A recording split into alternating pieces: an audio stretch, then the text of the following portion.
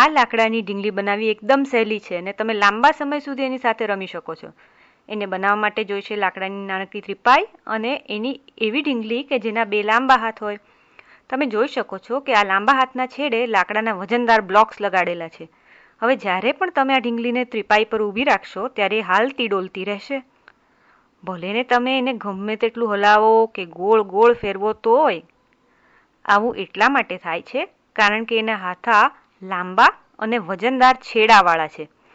આવી રચનાને લીધે ઢીંગલીના ગુરુત્વાકર્ષણનું બિંદુ નીચું જાય છે.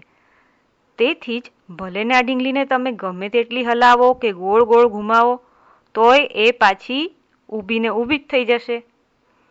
Rock and role and straight.